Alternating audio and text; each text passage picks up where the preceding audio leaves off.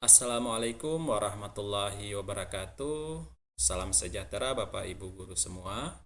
Nah, dalam video kali ini saya akan mencoba mengupas tuntas ya terkait dengan rubrik penilaian UKIN, khususnya bagi Bapak Ibu guru yang saat ini sedang mengikuti PPG bagi guru tertentu.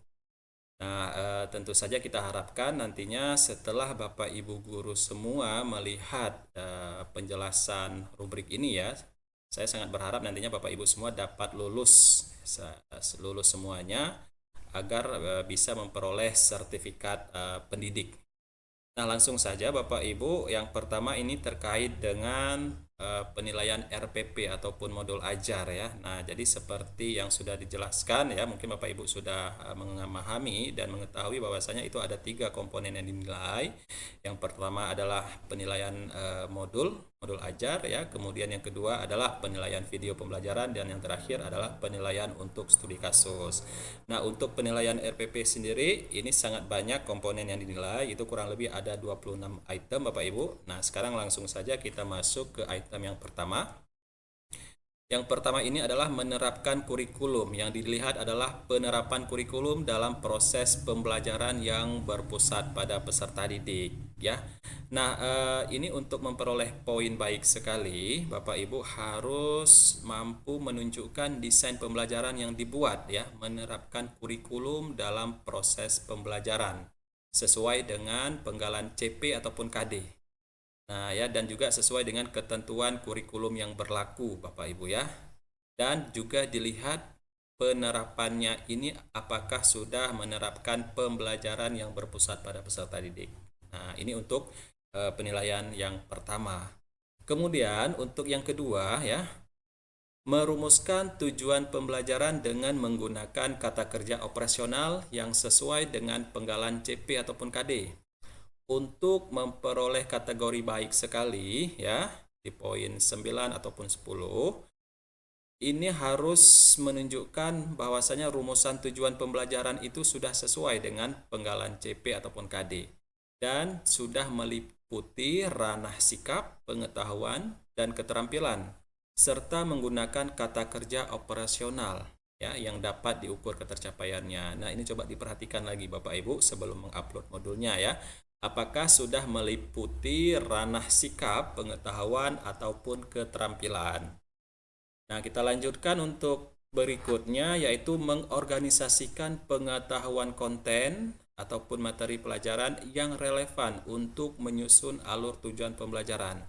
Untuk memperoleh kategori baik sekali, ini dijelaskan bahwasanya alur pengetahuan konten di dalam desain pembelajaran semuanya telah diorganisasikan secara sistematis sesuai dengan lingkup tujuan pembelajaran secara konsisten antara materi di skenario, LKPD, dan bahan ajarnya. Nah, ini perlu diperhatikan benar-benar Bapak Ibu ya.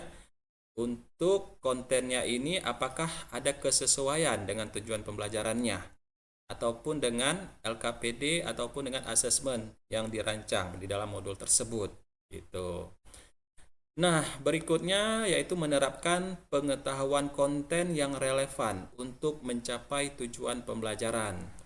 Nah, agar Bapak Ibu memperoleh kategori baik sekali ya, desain pembelajaran yang dibuat telah menerapkan pengetahuan konten meliputi keluasan ya, kedalaman, kebenaran materi pelajaran yang sesuai penggalan CP ataupun KD secara konsisten antara materi di skenario, LKPD, dan bahan ajarnya. Nah, ini coba dilihat lagi Bapak Ibu ya, keluasan materinya seperti apa, kedalaman materinya bagaimana ya. Nah, ini betul-betul diperhatikan. Nah, berikutnya adalah menerapkan struktur dan alur pengetahuan yang relevan untuk pembelajaran.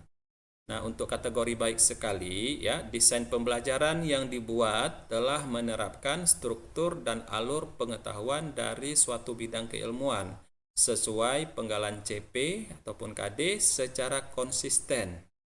Nah, ini juga betul-betul diperhatikan alurnya ya Bapak Ibu ya. Terus menerapkan strategi pembelajaran yang efektif untuk capaian belajar literasi dan numerasi peserta didik. Nah, untuk kategori baik sekali, desain pembelajaran yang dibuat menerapkan strategi pembelajaran untuk capaian literasi. Misalnya strategi belajar, memahami bacaan, menelaah bacaan ataupun bahan ajar, menulis, dan lain-lain. Dan numerasi misalnya menggunakan metode ilmiah, menelaah tabel, grafik, atau bagan, menganalisis data, dan lain-lain. Pada semua komponen, skenario, media, LKPD, bahan ajar, dan asesmen. Nah, ini betul-betul dilihat Bapak Ibu. Aktivitas-aktivitas yang memang menguatkan literasi dan numerasi siswa seperti apa. Ya, ini harus ditunjukkan di dalam langkah-langkah pembelajaran pada modul yang disusun ya. Nah, berikutnya adalah merencanakan desain pembelajaran yang terstruktur dan berurutan untuk mencapai tujuan pembelajaran. Nah, untuk memperoleh kategori baik sekali ya, desain pembelajaran yang direncanakan terstruktur. Ada pendahuluan, inti, dan penutup. Saling berurutan ini Bapak Ibu ya, ketiga tahapan tersebut. Logis dari hal nyata ke abstrak, dari mudah ke sukar, dari dekat ke jauh, dan mencapai tujuan pembelajaran yang direncanakan ya. Masuk sikap, pengetahuan, dan keterampilan. Jadi urutan pelaksanaan pembelajarannya itu memang benar-benar dari hal-hal yang mudah dulu kita berikan ke siswa dan baru ke tingkat yang lebih sulit seperti itu. Jadi ada peningkatan setiap aktivitas pembelajarannya. Nah, ini coba diperhatikan Bapak Ibu ya. Berikutnya adalah mengembangkan desain pembelajaran yang relevan dengan kondisi di sekitar sekolah dengan melibatkan peserta didik. Nah, untuk kategori baik sekali, desain pembelajaran yang dibuat telah relevan ataupun sesuai dengan kondisi di sekitar sekolah atau tidak ya, menggunakan konteks yang dikenali peserta didik dan melibatkan peserta didik dalam pembelajaran. Nah, ini juga ya. Ini dilihat bagaimana kita mengaitkan materi yang ada dengan kondisi di sekitar siswa ataupun di sekitar sekolah. Berikutnya adalah menyusun desain pembelajaran yang mencakup strategi dan komunikasi untuk menumbuhkan minat dan nalar kritis peserta didik. Untuk kategori baik sekali ya, desain pembelajaran yang dibuat telah mencakup strategi dan interaksi ataupun komunikasi yang menumbuhkan minat dan menumbuhkan keterampilan berpikir tingkat tinggi ya ataupun HOTS peserta didik di atas level KD ataupun penggalan CP gitu. Nah, misal di KD kemampuan menganalisis, namun desain pembelajaran tidak sekedar menganalisis, tetapi sampai memberikan gagasan baru. Nah, ini coba diperhatikan Bapak Ibu ya. Bagaimana aktivitas pembelajaran ini memang menumbuhkan keterampilan berpikir tingkat tinggi. Dan juga diharapkan ada aktivitas-aktivitas yang memang mendorong siswa untuk berkomunikasi, saling menyampaikan gagasannya ya satu sama lain. Nah, ini harus diperhatikan dalam aktivitas pembelajaran yang ada di modul. Nah, berikutnya adalah memilih dan menggunakan sumber belajar yang sesuai dengan tujuan pembelajaran. Nah, untuk kategori baik sekali ya, sumber belajar yang dipilih sesuai dengan tujuan pembelajaran, sesuai dengan materi pembelajaran dan berdasarkan referensi, misal buku dari Kemdikbud atau buku dari sumber yang lain yang memang kredibel Bapak Ibu ya. Jika Bapak Ibu ingin menggunakan sumber yang ada di internet, itu coba dicek dulu kira-kira sumber tersebut kredibel atau tidak ya, materinya itu layak digunakan atau tidak. Nah, ini betul-betul harus diperiksa ya, harus betul-betul lebih teliti Bapak Ibu ya ketika memilih sumber belajar. Nah, berikutnya adalah memilih dan menggunakan media yang sesuai dengan tujuan pembelajaran. Nah, untuk kategori baik sekali, media pembelajaran yang dipilih sesuai dengan tujuan pembelajaran, sesuai dengan materi pembelajaran, dan memungkinkan keterlibatan siswa dalam memanfaatkan media pembelajaran. Nah, ini media pembelajaran juga dilihat Bapak Ibu ya. Saran saya, coba diusahakan media pembelajarannya itu didesain ataupun dirancang semenarik mungkin. Dan jika memungkinkan media tersebut bisa mendorong keterlibatan siswa di dalam aktivitas pembelajaran gitu ya. Nah, berikutnya adalah mengkreasikan penggunaan teknologi informasi dan komunikasi ataupun TIK ya, secara adaptif dalam pembelajaran. Untuk kategori baik sekali Bapak Ibu, desain pembelajaran yang dibuat memanfaatkan teknologi TIK yang relevan dengan tujuan pembelajaran. Nah, ini diusahakan ya Bapak Ibu agar memperoleh nilai yang maksimal. Pemanfaatan TIK ini betul-betul didorong ya Bapak Ibu ya, dan juga diharapkan tingkat keterlibatan siswa ketika belajar dengan menggunakan teknologi ini juga diharapkan lebih meningkat nantinya gitu. Nah, berikutnya merencanakan desain pembelajaran fase pendahuluan yang terstruktur untuk mencapai tujuan pembelajaran. Nah, ini khusus untuk di fase pertama dulu ya Bapak Ibu ya, fase pendahuluan dalam aktivitas pembelajaran. Untuk kategori baik sekali, desain pembelajaran fase pendahuluan yang direncanakan telah berisi rancangan yang mengkondisikan siswa untuk belajar. Nah, itu yang harus diperhatikan ya Bapak Ibu ya. Kemudian melakukan apersepsi. Selanjutnya yang ketiga, memotivasi siswa untuk belajar, melakukan asesmen diagnostik ya, dan menyampaikan tujuan pembelajaran kepada siswa. Nah, ini harus diperhatikan Bapak Ibu ya. Kelima komponen ini harus ada nantinya di tahap pendahuluan. Seperti itu ya. Nah, berikutnya merencanakan desain pembelajaran fase inti yang terstruktur untuk mencapai tujuan pembelajaran. Nah, tadi sudah mengenai fase pendahuluan. Nah, sekarang yang dilihat adalah fase inti. Nah, agar memperoleh kategori baik sekali, desain pembelajaran fase inti direncanakan dengan terstruktur, berisi rancangan yang menerapkan model ataupun strategi pembelajaran yang telah ditetapkan. Kemudian yang kedua, memungkinkan aktivitas belajar yang berpusat pada siswa. Dan yang terakhir, memungkinkan siswa mencapai tujuan pembelajaran. Nah, ini dilihat kembali Bapak Ibu ya, aktivitas inti kira-kira sudah sesuai atau tidak dengan model ataupun strategi yang Bapak Ibu gunakan. Ya, sintaksnya seperti apa, kemudian apakah memang mendorong keterlibatan siswa selama proses pembelajaran tersebut. Seperti itu. Kemudian, menerapkan strategi mengelola kelas untuk mencapai pembelajaran yang berpusat pada peserta didik. Nah, untuk kategori baik sekali, strategi pembelajaran ataupun pengelolaan kelas yang dipilih sangat sesuai ya dengan tujuan pembelajaran dan berpusat pada peserta didik. Nah, jadi ketika menggunakan strategi pembelajarannya apa, ini juga perlu diperhatikan gitu ya, sesuai tidak dengan tujuan pembelajaran yang sudah dirancang Bapak Ibu ya. Nah, berikutnya adalah menerapkan interaksi aktif dan empatik ya terhadap peserta didik. Untuk kategori baik sekali ya, desain pembelajaran yang dibuat telah mengandung rancangan yang memungkinkan terjadinya interaksi aktif antar guru dengan peserta ya, dengan peserta didik ataupun antar peserta didik. Dan interaksi yang empatik, misalnya saling menghargai dan tidak merundung dan lain-lain ya, yang operasional dapat diterapkan oleh guru lain yang menggunakan desain pembelajaran ini. Nah, jadi ini perlu diperlihatkan ya di dalam RPP ataupun modul tersebut, keterlibatan ataupun interaksi ya antara peserta didik dengan peserta didik ataupun antara guru dan peserta didik, seperti itu Bapak Ibu ya.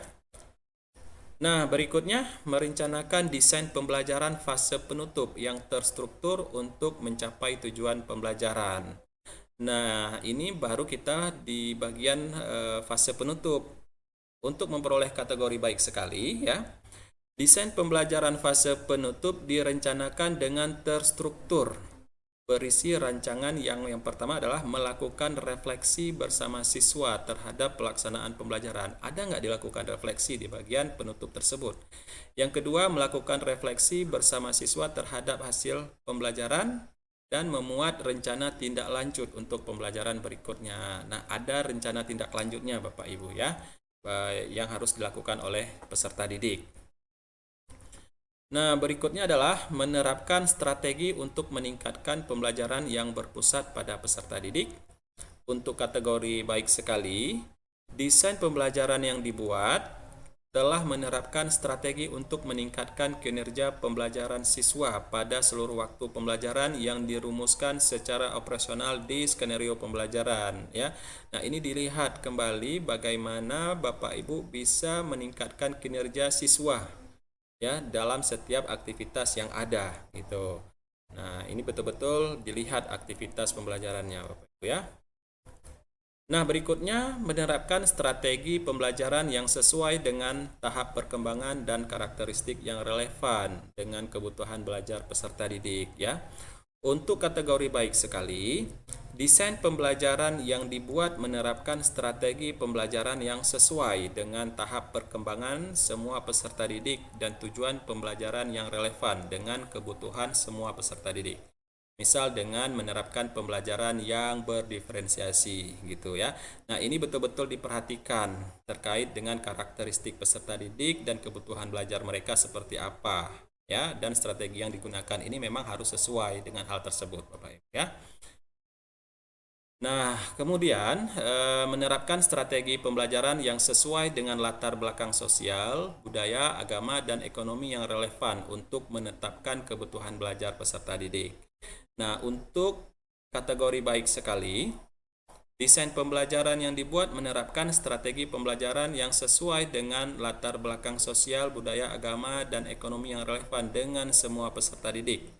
Misalnya memperhatikan budaya tiap peserta didik sebagai konteks dalam rancangan pembelajarannya di bahan ajar, ya, media ataupun LKPD. Nah, ini Bapak Ibu ya. Berikutnya, menerapkan strategi pembelajaran yang sesuai dengan kebutuhan belajar peserta didik, sesuai dengan potensi, minat, dan cara belajar peserta didik. Nah, untuk memperoleh kategori baik sekali, ya, desain pembelajaran yang dibuat menerapkan strategi pembelajaran yang sesuai dengan potensi, minat, dan gaya belajar semua peserta didik. Nah, misalnya dengan menerapkan pembelajaran yang berdiferensiasi berdasarkan kemampuan awal, minat, dan gaya belajar peserta didik. Nah, ya, ini harus betul-betul diperhatikan, Bapak Ibu ya.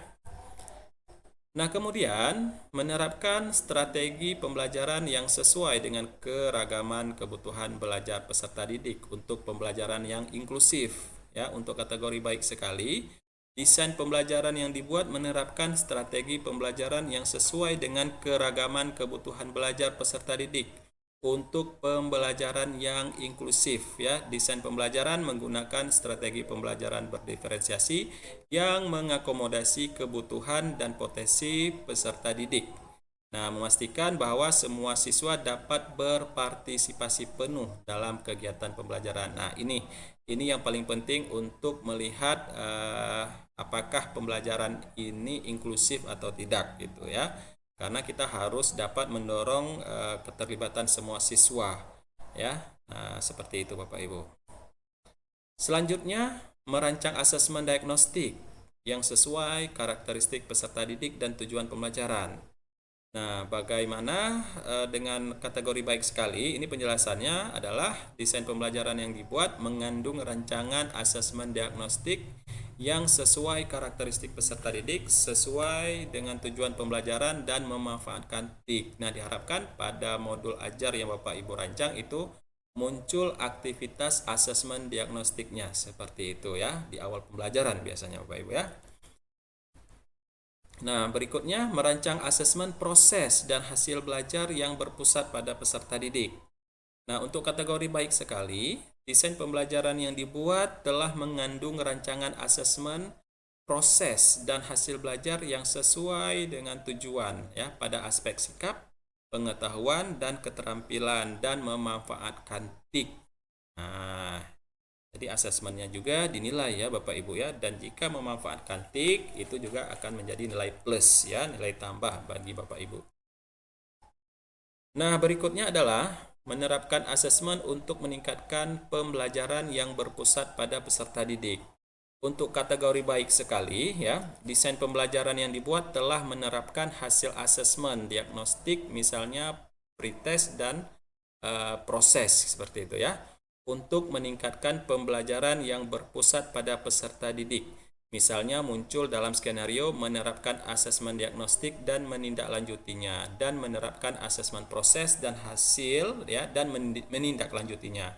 Dan juga di situ ada umpan baliknya seperti apa ya, penghargaannya ya, atau bentuk lain yang Bapak Ibu. Nah, ini merupakan penilaian terakhir untuk bagian penilaian RPP ataupun modul. Sekarang kita akan masuk ke penilaian berikutnya, yaitu terkait dengan penilaian video pembelajaran ya.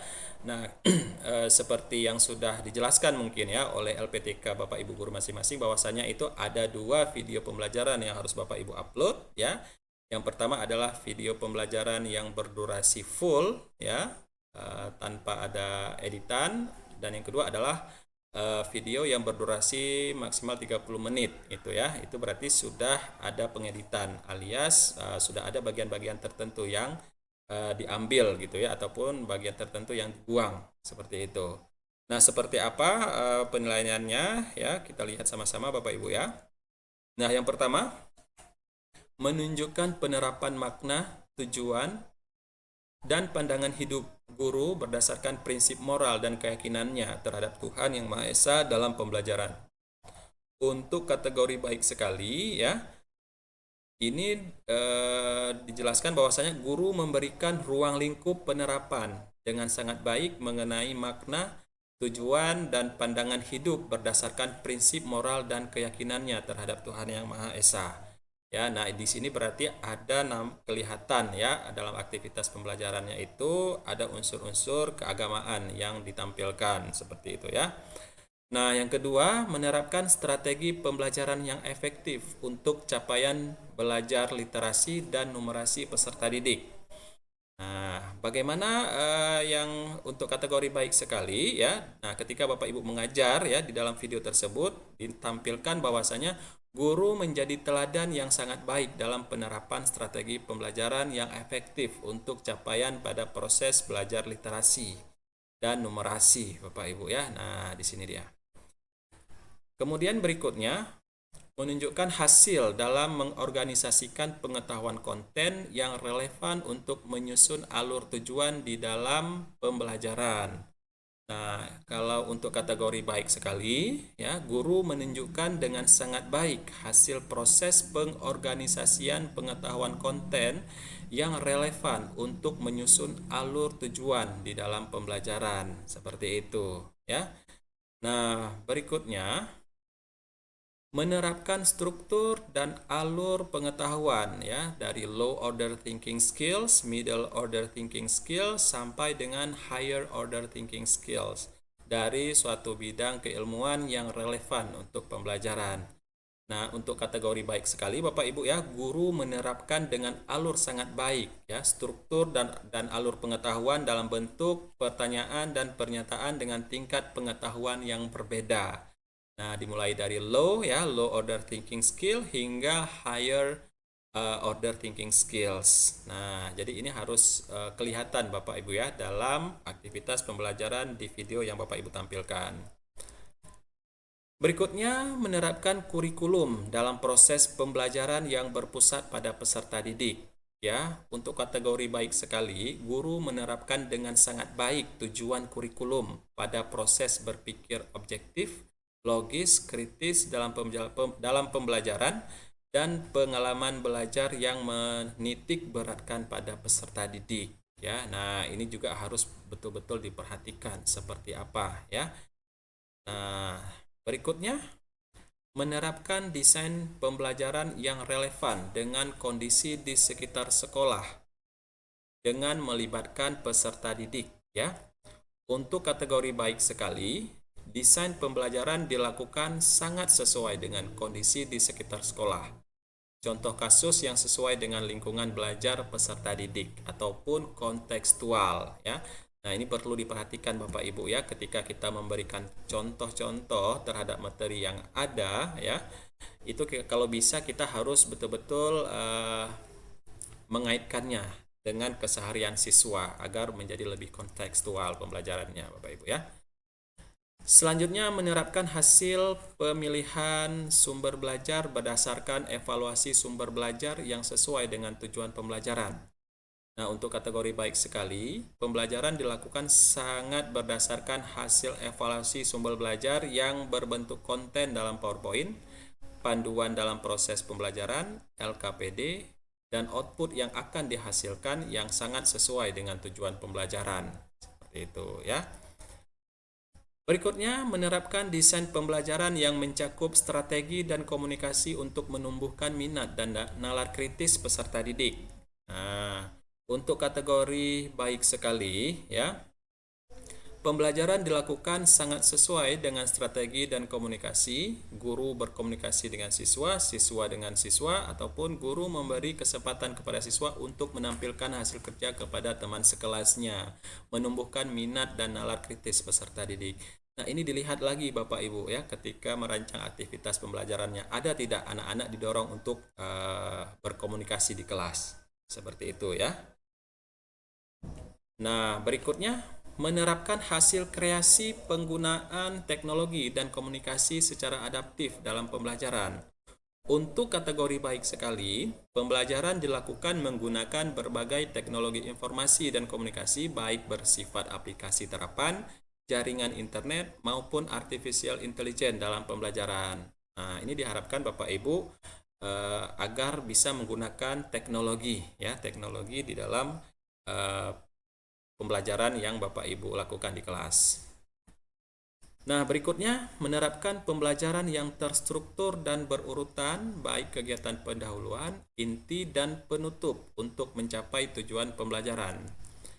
Nah, untuk kategori baik sekali, pembelajaran dilakukan sangat berorientasi pada tujuan pembelajaran dan sesuai urutan, baik kegiatan pendahuluan, inti, dan penutup.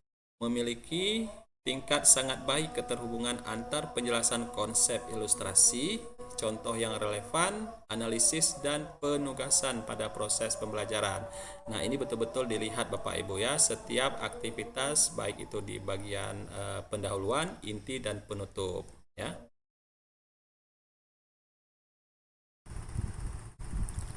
Nah, baik Bapak Ibu, berikutnya yaitu terkait dengan menerapkan strategi mengelola kelas untuk mencapai pembelajaran yang berpusat pada peserta didik ya.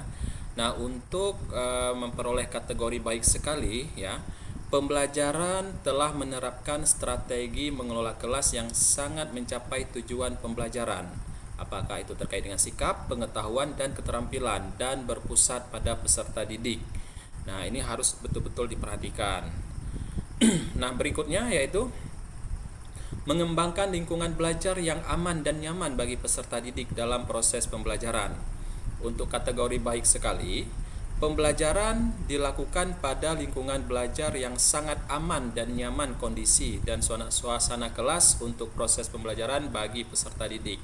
Nah, jadi Bapak Ibu ketika merekam video ya, coba diperhatikan kondisi kelasnya. Sudah nyaman atau belum ya bagi peserta didik, apakah terkait dengan kebersihannya misalnya ya. Nah, ini benar-benar harus diperhatikan. Kemudian selanjutnya yaitu menunjukkan pengelolaan emosi dalam menjalankan peran sebagai pendidik di dalam pembelajaran. Untuk kategori baik sekali ya, guru menunjukkan kematangan emosi dengan tidak mudah tersulut emosi, ramah, ungkapan yang positif. Anak senang untuk bertanya dan berdiskusi dengan guru pada seluruh waktu pembelajaran.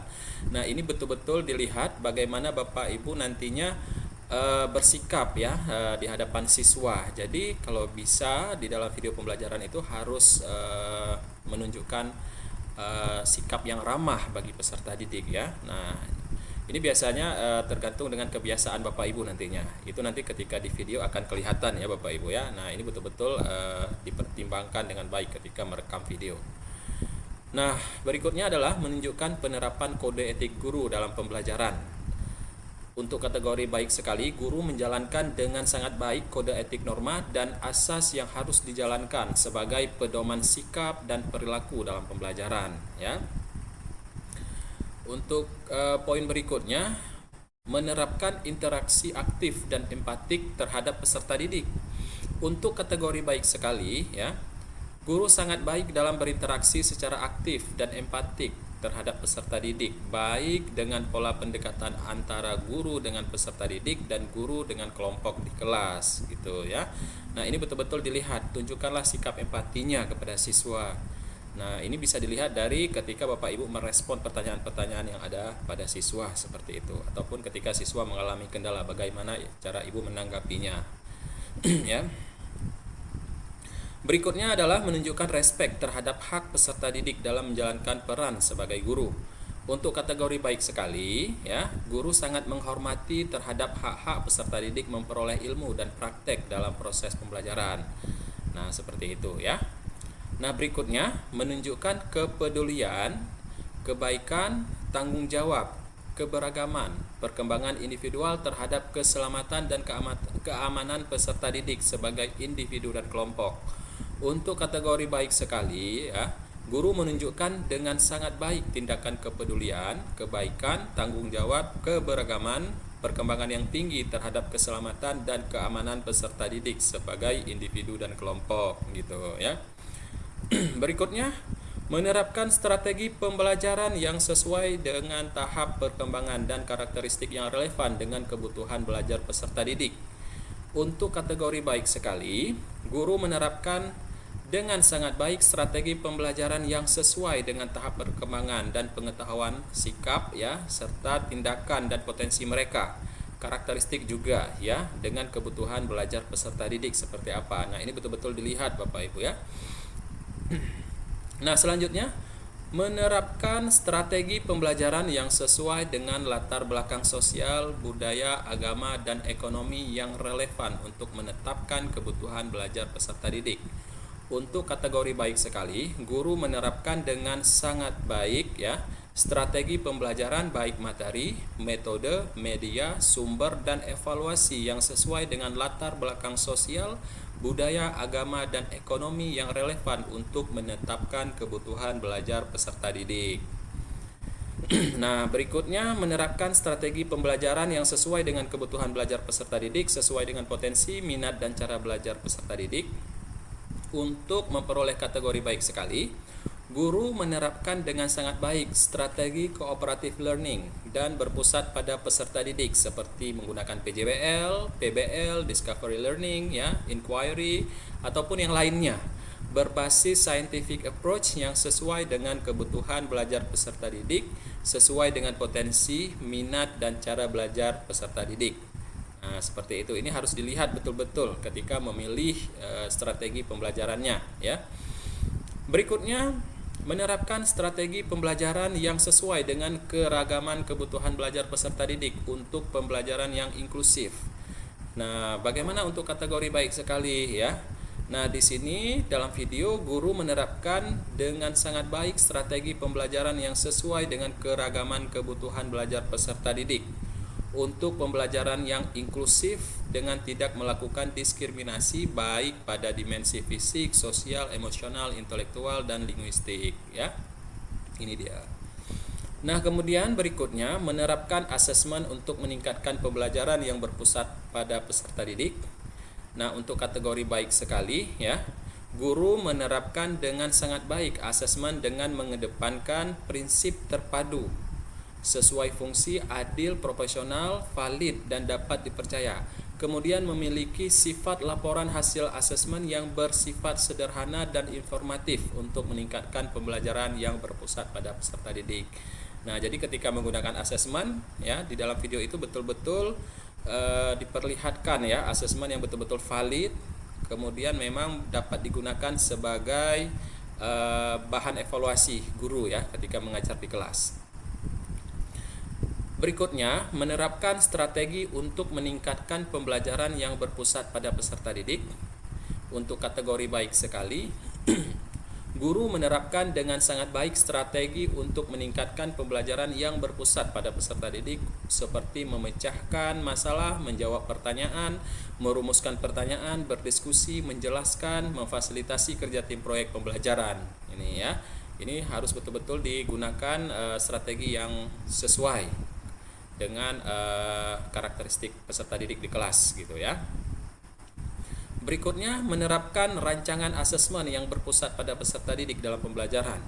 Untuk kategori baik sekali, ya, guru sangat menerapkan penilaian antara lain sebelum pembelajaran, pada saat pembelajaran, di akhir pembelajaran, atau penilaian berbasis proyek dan penilaian pengamatan perilaku ketika proses pembelajaran berlangsung. Nah, ini harus ada, ya, Bapak Ibu, ya, asesmen tersebut. Jadi harus ada yang ketika di awal pembelajaran, ketika proses kah, atau ketika di akhir, seperti itu, ya. Nah, harus dikondisikan seperti itu. Berikutnya, memberikan umpan balik terhadap peserta didik mengenai pembelajarannya. Untuk kategori baik sekali, pembelajaran dilakukan umpan balik yang bermakna terhadap peserta didik atas apa yang sudah dipahami, apa yang belum dipahami, tindakan apa yang akan dilakukan untuk memperbaiki tingkat pemahaman peserta didik. Ini harus Bapak Ibu tampilkan di video pembelajarannya nantinya, ya, bagaimana cara Bapak Ibu memberikan umpan balik kepada peserta didik. Nah, gitu ya. Nah, sekarang kita akan masuk ke bagian penilaian studi kasus ya Bapak Ibu. Untuk penilaian studi kasus sendiri ini tidak banyak penilaiannya, hanya 4 poin saja, 4 item saja. Nah, mari sama-sama kita lihat seperti apa. Dan sebagai informasi, bahwasanya penilaian studi kasus ini nanti Bapak Ibu akan diberikan waktu ya selama kurang lebih 30 menit untuk mengetik langsung di LMS-nya kasus apa yang diangkat, seperti itu ya. Jadi itu ada formatnya, bagaimana Bapak Ibu menjelaskan situasi yang dihadapi, kemudian bagaimana aksinya ketika mengatasi situasi tersebut, dan bagaimana dampak yang Bapak Ibu berikan setelah melakukan strategi-strategi yang dijelaskan pada bagian aksi, seperti itu Bapak Ibu ya. Nah, kita lihat apa saja yang dinilai.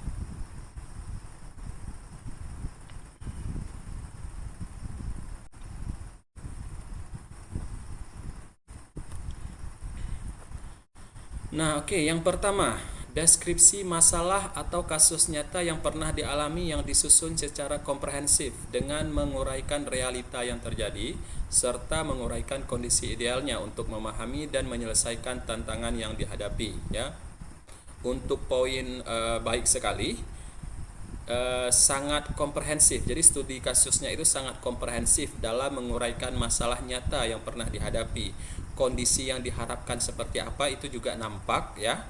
Terus kondisi yang terjadi dan gapnya seperti apa, seperti itu ya. Ini betul-betul Bapak Ibu jelaskan dengan baik. Nah, untuk bagian studi kasus ini ya. Kemudian yang kedua, deskripsi upaya penyelesaian meliputi 3 aspek esensial: praktis dan dapat dilaksanakan, sesuai dan rasional dengan masalah yang dihadapi, dan yang terakhir relevan dengan tugas dan peran seorang guru. Nah, ini bagaimana cara Bapak Ibu menyelesaikan masalah yang ada. Jadi itu untuk kategori baik sekali ya. Upaya penyelesaian mencakup 3 aspek. Yang pertama adalah operasional, yang kedua itu rasional dan sesuai dengan masalah ya, dan yang terakhir dalam lingkup tugasnya sebagai seorang guru. Nah, ini harus sesuai betul-betul Bapak Ibu ya. Kemudian yang ketiga, deskripsi hasil dari upaya ataupun tindakan mencakup bentuk keberhasilan yang terdefinisi dengan jelas, bukti pendukung atau perubahan yang terjadi yang sangat jelas dan dapat diverifikasi, serta sangat masuk akal dan sesuai dengan masalah yang diatasi ya. Untuk kategori baik sekali, hasil upaya ataupun tindakan mencakup itu bentuk keberhasilannya seperti apa ya. Bukti pendukung atau perubahan yang terjadi sangat jelas. Jadi ini harus Bapak Ibu jelaskan ya, seperti apa perubahan yang ada pada diri siswa, seperti itu. Dan yang terakhir sangat masuk akal dan sesuai dengan masalah. Nah, ini dia ya. Jadi kita ketika menuliskan studi kasus tidak mengada-ngada Bapak Ibu ya. Itu sesuai dengan realita yang Bapak Ibu hadapi. Dan yang terakhir, deskripsi pengalaman berharga yang dapat dipetik berkaitan dengan metode penyelesaian masalah yang efektif, cara antisipasi untuk menghindari atau mencegah masalah serupa di masa depan, dan strategi untuk meningkatkan kualitas penanganan masalah. Nah, untuk kategori baik sekali, pengalaman berharga yang dapat dipetik berkaitan cara penyelesaian masalahnya seperti apa. Kemudian yang kedua, antisipasi masalah serupa agar bisa terhindari ya, atau tidak terulang kembali seperti apa. Dan yang terakhir, peningkatan kualitas penanganan masalahnya seperti apa. Nah, itu betul-betul harus Bapak Ibu jelaskan di bagian studi kasus. Nah ya.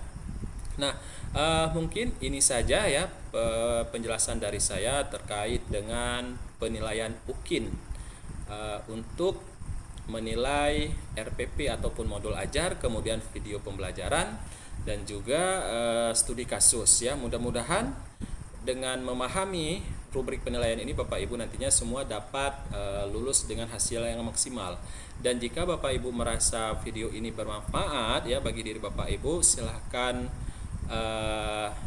di subscribe ya channel YouTube ini, karena nantinya saya akan membagikan informasi-informasi terbaru ya terkait dengan apa-apa saja yang memang menjadi kebijakan pemerintah nantinya ke depan. Dan tentu saja jangan lupa di-share ya kepada teman-teman yang ada dimanapun, agar semuanya nanti betul-betul dapat memperoleh hasil yang maksimal. Seperti itu Bapak Ibu ya. Terima kasih banyak Bapak Ibu atas perhatiannya. Semoga sukses semuanya. Saya akhiri, assalamualaikum warahmatullahi wabarakatuh.